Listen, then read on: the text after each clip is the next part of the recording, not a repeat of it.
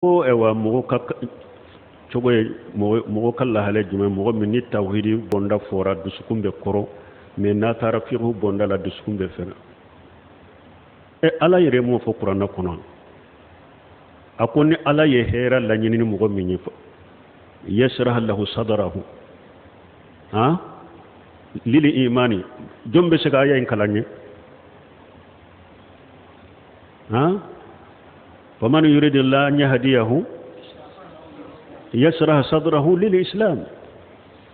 ni alla ye wa heran la nyini mo me na e kanda la nyini mo me abi dusukun fere kata islamiya made aya todo o man arada na an yudillahu yajal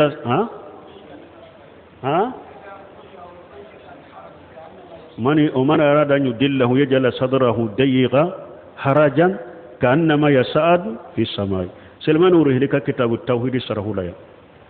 أكون ني مغو ني المامية كتبك التوحيد كا وبي المامية درسك التوحيد كا أني سنجرا الحمد لله بي المامية التوحيد فو بي المامية التوحيد كو أكو فبصير بالخير أكون نين تيجي ني سنجاني هراي هرا بإلا هرا بيدسكونا ala ne ka kanda nyini me ni mugo yede ni tawhidi ko ni de forawa kutuba kono ube wajuri kala kuma na tawhidi de ka ale duskumbe koro nyaw be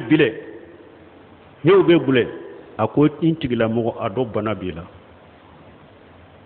yi ado koy bana lendo de iduskum bana lendo de ibi yere furake togomi yere furake iduskum bana lendo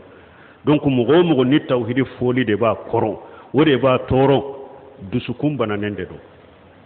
ni mugo min dusuku banate mugo min ka dusukun kono tawhidi be diaye de abe ni sonjani tawhidi de aba fi kutubaw ni wajuli ni dersu be kake tawhidi de min ne mugo tawhidi ba de gude aba torodo nimba ira ko tigila mugo dusukun banane de do ala kan kisi kantanga